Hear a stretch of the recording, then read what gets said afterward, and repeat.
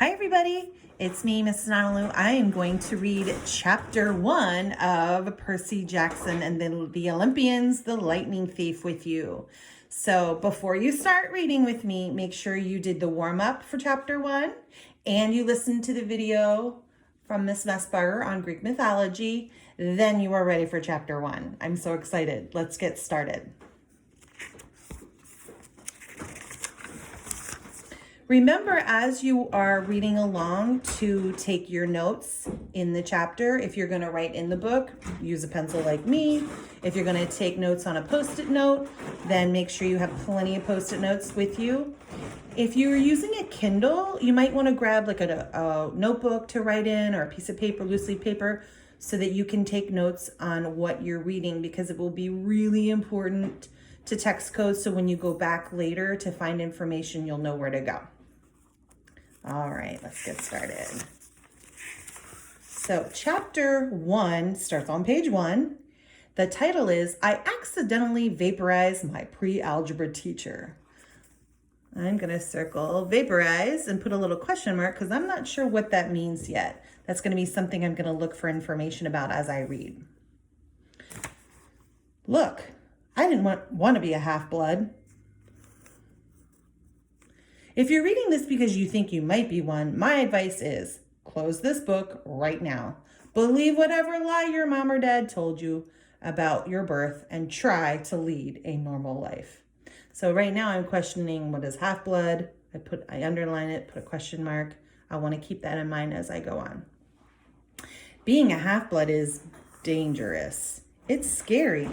Most of the time it gets you killed in painful, nasty ways. If you're a normal kid reading this because you think it's fiction, great, read on. I envy you for being able to believe that none of this ever happened. But if you recognize yourself in these pages, if you feel something stirring inside, stop reading immediately. You might be one of us. And once you know that, it's only a matter of time before they, who are they? Sense it too, and they'll come for you. Don't say I didn't warn you. I'll pause for a minute so you can finish coding. My name is Percy Jackson. So I know this is first person point of view. I'm going to make a note. I'm 12 years old. Until a few months ago, I was a boarding student. Okay, what does that mean? Yancey Academy. Oh, that's a private school for troubled kids in upstate New York. Am I a troubled kid? Yeah, you could say that. Interesting.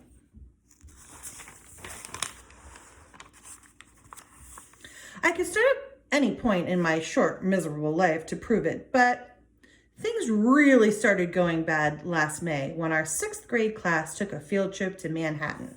So 6th grade, he's in 6th grade. Manhattan is a part of New York City. 28 mental case kids and 2 teachers on a yellow school bus heading to the Metropolitan Museum of Art. That's a big museum in New York City. To look at ancient Greek and Roman stuff. I know, it sounds like torture. Most Yancey field trips were, but Mr. Brunner, our Latin teacher, was leading this trip, so I had hopes. I'm guessing maybe he likes him then? Mr. Brunner was the middle-aged guy in a motorized wheelchair. Let me mark that. He had thinning hair and a scruffy beard and a frayed tweed jacket, which always smelled like coffee. You wouldn't think he'd be cool, but he told stories and jokes and let us play games in class. He also had this awesome collection of Roman armor and weapons, so he was the only teacher whose class didn't put me to sleep. I hoped this trip would be okay. At least I hoped that for once I wouldn't get in trouble. Boy, was I wrong. Uh-oh, trouble's coming. I think that's foreshadowing. Maybe? See, bad things happen to me on field trips. Like at my 5th grade school when we went to the Saratoga battlefield, I had this accident with a Revolutionary War cannon. I wasn't aiming for the school bus, but of course I got expelled anyway. And before that, at my 4th grade school, when we took a behind-the-scenes tour of the Marine World Shark Pool, I sort of hit the wrong lever on the catwalk and our class took an unplanned swim. And the time before that, well, you get the idea. I'll pause for a minute so you can finish up codes if you need to.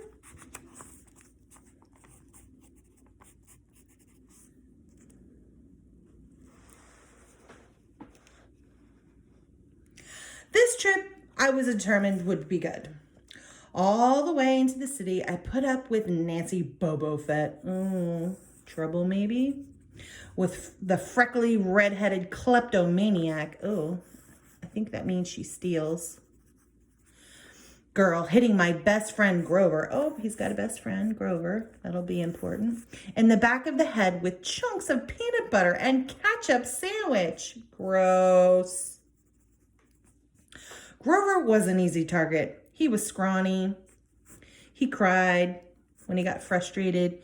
He must have been held back like several grades because he was the only 6th grader with acne and the start of a wispy beard on his chin.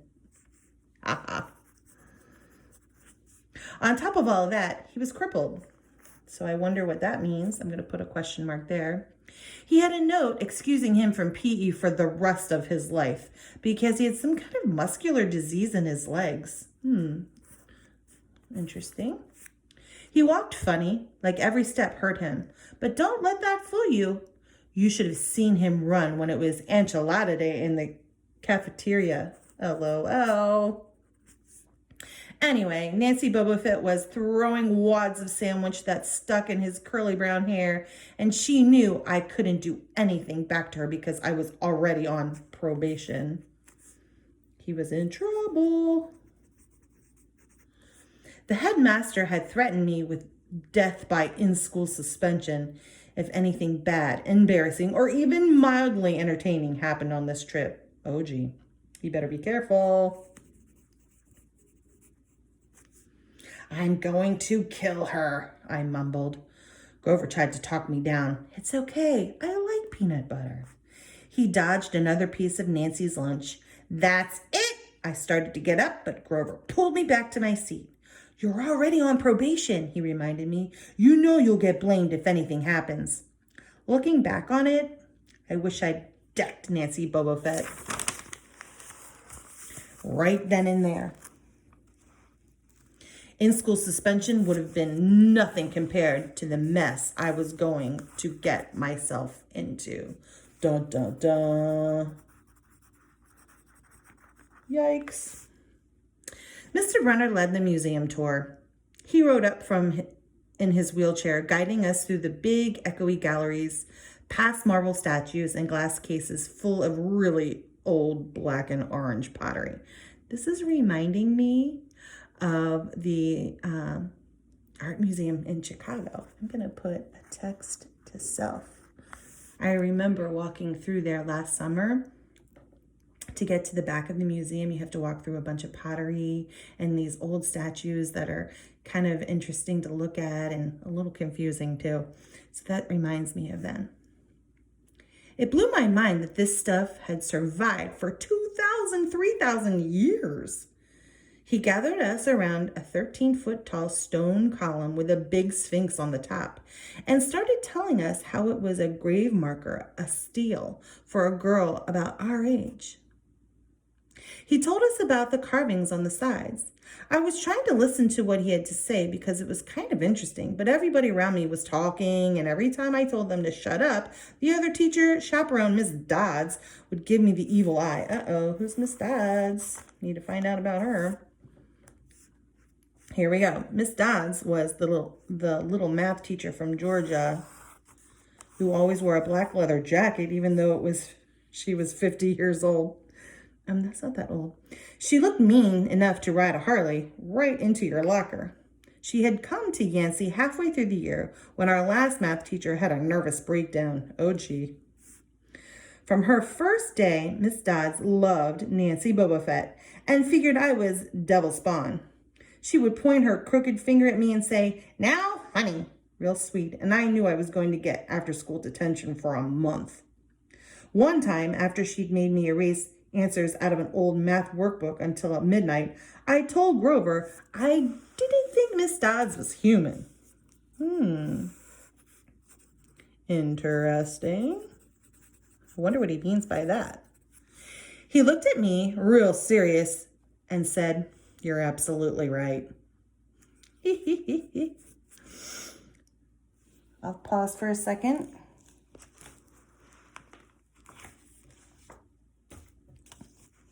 Sorry, I'm trying to get the paper on there for you. All right, I'm on page 5 if you're checking. Mr. Brunner kept talking about Greek funeral art. Finally, Nancy Bobofet snickered something about the naked guy on the steel, and I turned around and said, "Will you shut up?" It came out louder than I meant it to. The whole group laughed. Mr. Brunner stopped his story. "Mr. Jackson," he said, "did you have a comment?" My face was totally red. I said, "No, sir." "Oh, this has totally happened to several of you. Ha, ha, ha." Mr. Brunner pointed to one of the pictures on the steel. "Perhaps you'll tell us what this picture represents." I looked at the carvings and felt a flush of relief because I actually recognized it. "That's Kronos eating his kids, right?" "Yes," Mr. Brunner said, obviously not satisfied. "And he did this because..." Okay, wait a minute. If he ate his kids, what is happening here? I need to know more. What? So yes, Mr. Brunner said, obviously not satisfied. "And he did this because..." Well, I racked my brain to remember. Kronos was the king god and...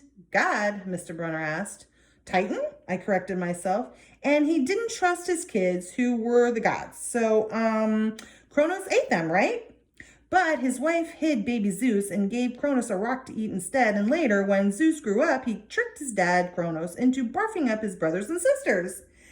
"Ew," said one of the girls behind me. Ha, ha, ha. And I need to mark some of these people on here, right? Gods, Titans, Zeus, Kronos, barfing. And so there was this big fight between the gods and the Titans, I continued, and the gods won. Remember what Miss Nussberger read yesterday.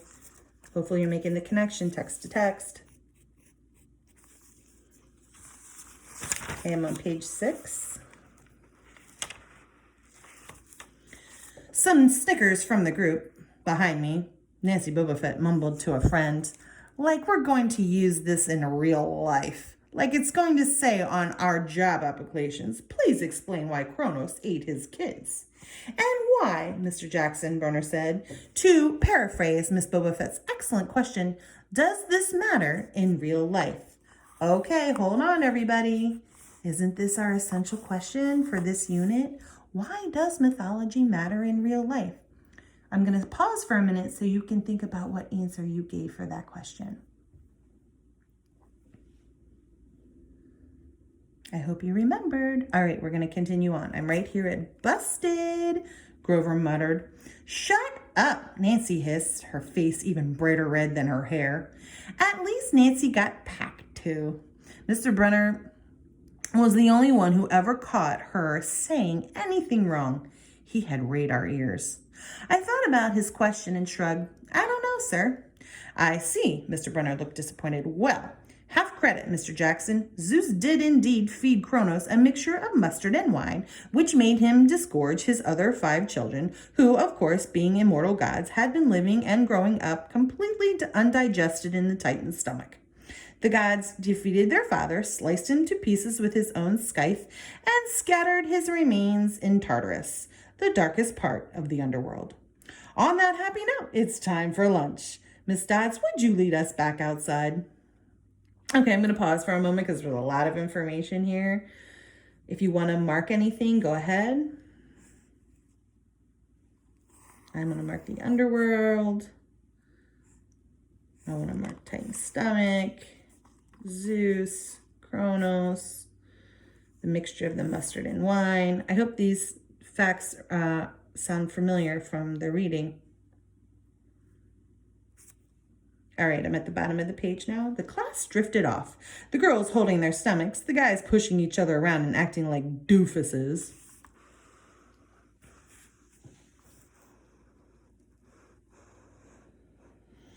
I'm on the top of page 7.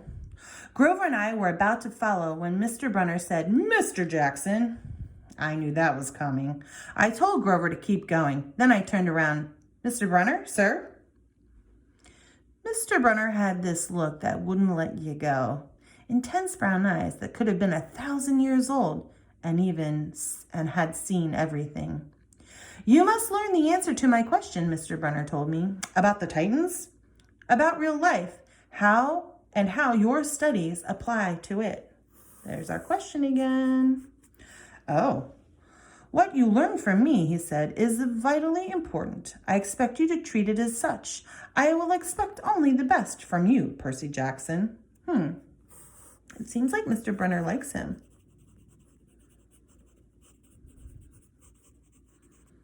I wonder. I wanted to get angry. This guy pushed me so hard. I mean, sure, it was kind of cool on tournament days when he dressed up in a suit of Roman armor and shouted, "What ho!" and challenged us, sword point against chalk, to run to the board and name every Greek and Roman person who had ever lived, and their mother, and what god they worshipped.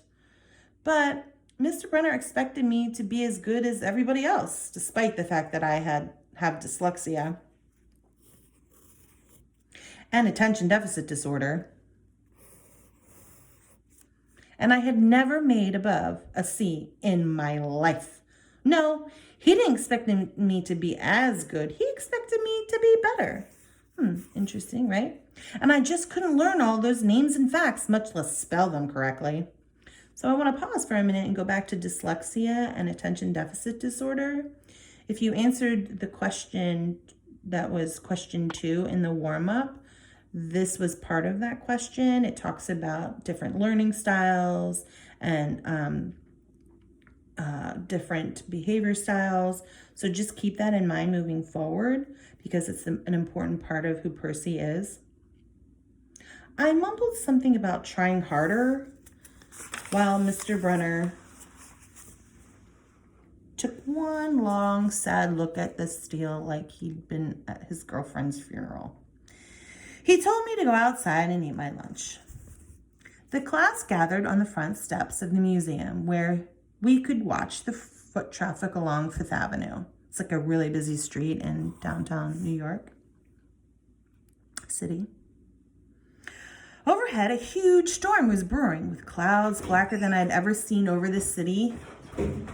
I figured maybe it was global warming or something, because the weather all across New York State had been weird since Christmas. I think this might be important. We'd had massive snowstorms, flooding, wildfires, lightning strikes. I wouldn't have been surprised if this was a hurricane blowing in. Oh, geez, sounds bad. Nobody else seemed to notice. Some of the guys were pelting pigeons with Lunchable crackers. Nancy Boba Fett was trying to pickpocket something from a lady's purse, and, of course, Miss Dodds wasn't seeing a thing. Grover and I sat on the edge of the fountain away from the others. We thought that maybe if we did that, everybody wouldn't know we were from that school, the school for loser freaks who couldn't make it elsewhere. "Detention?" Grover asked. "Nah," I said, "not from Brunner. I just wish that he'd lay off me sometimes. I mean, I'm not a genius." Grover didn't say anything for a while. Then, when I thought he was going to give me some deep philosophical comments to make me feel better, he said, "Can I have your apple?" LOL. I didn't have much of an appetite, so I let him take it.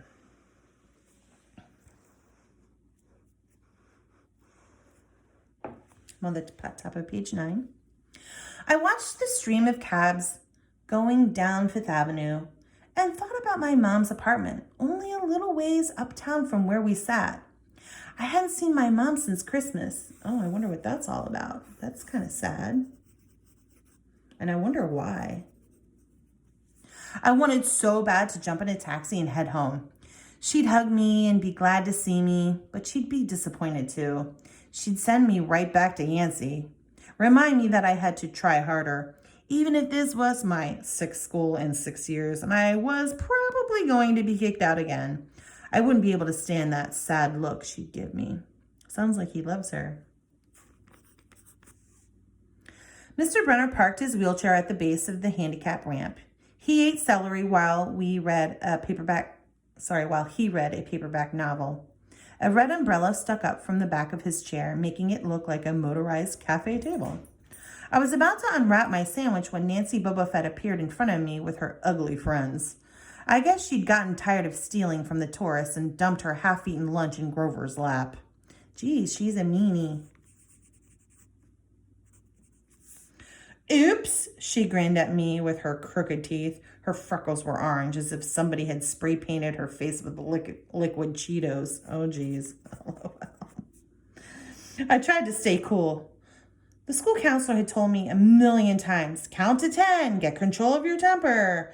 But I was so mad at my mind went blank. A wave roared in my ears. I don't remember touching her, but the next thing I knew, Nancy was sitting on her butt in the fountain, screaming, Percy pushed me! Oh, gee. Problems.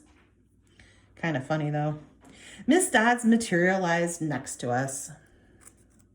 Okay, take a minute to finish up page 9, tax codes.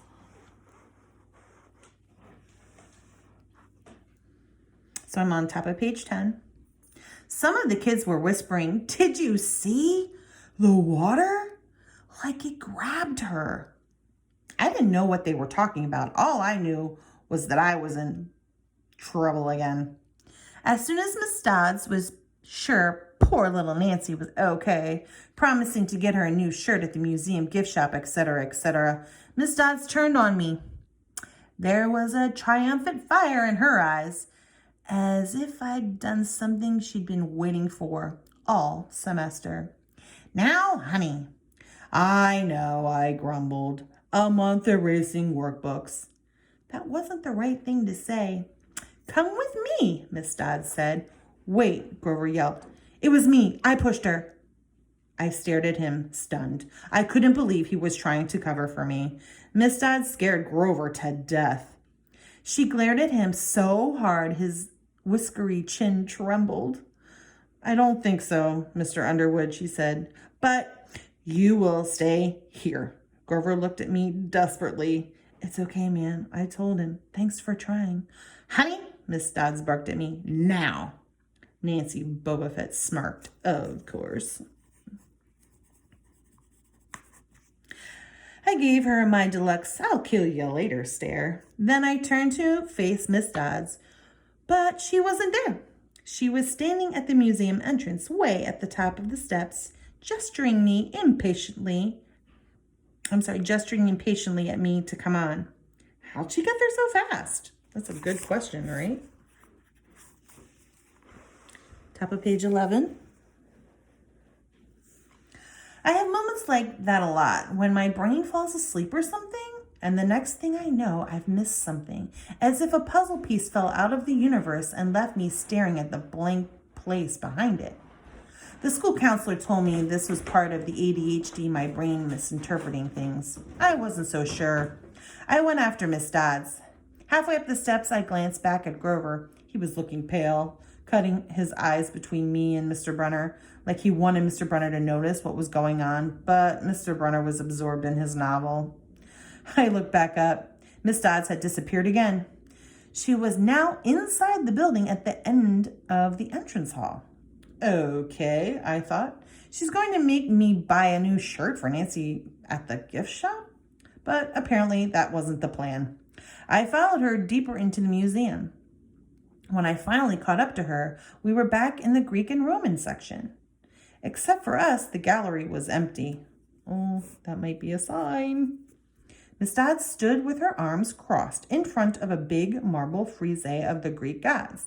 She was making this weird noise in her throat, like growling. What?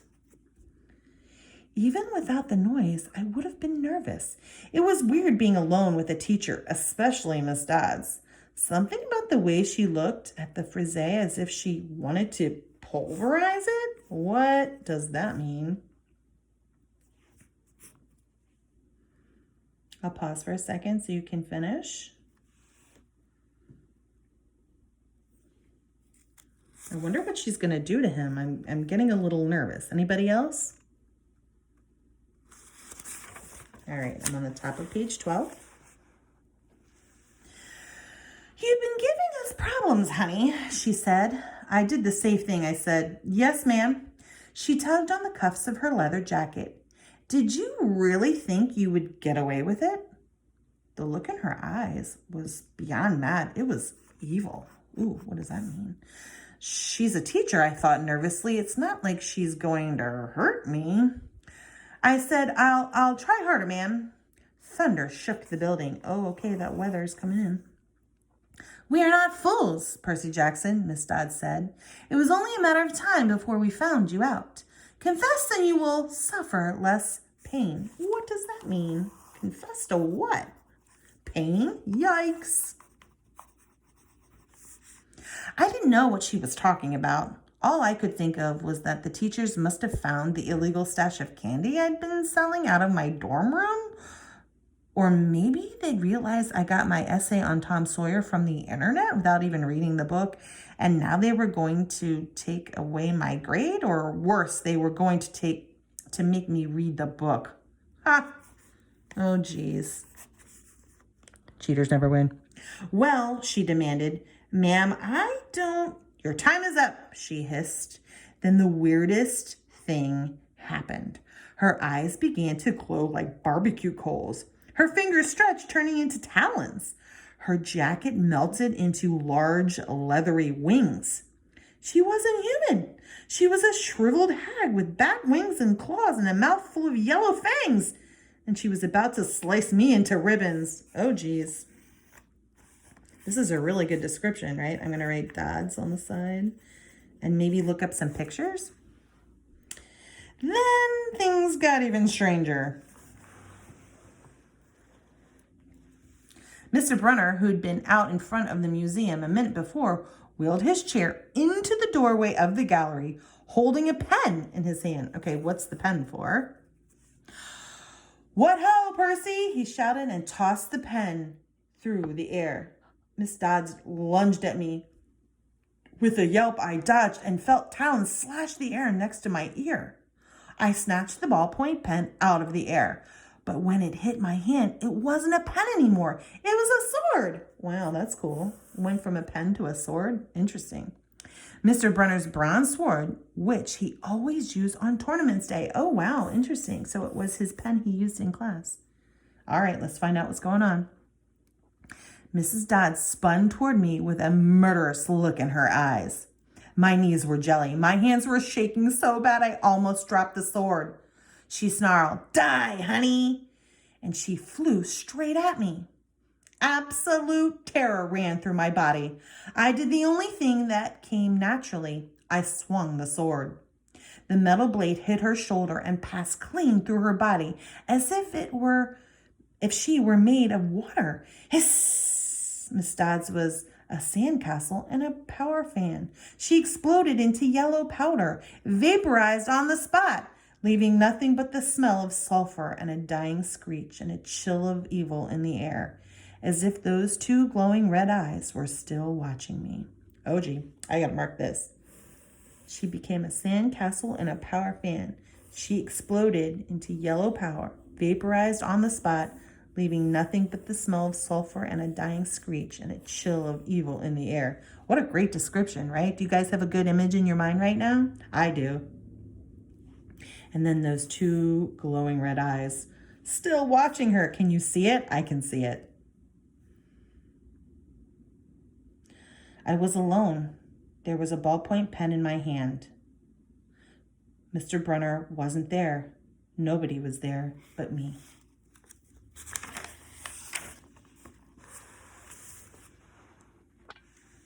My hands were still trembling. My lunch must have been contaminated with magic mushrooms or something. Had I imagined the whole thing? I wonder if he did. Interesting question.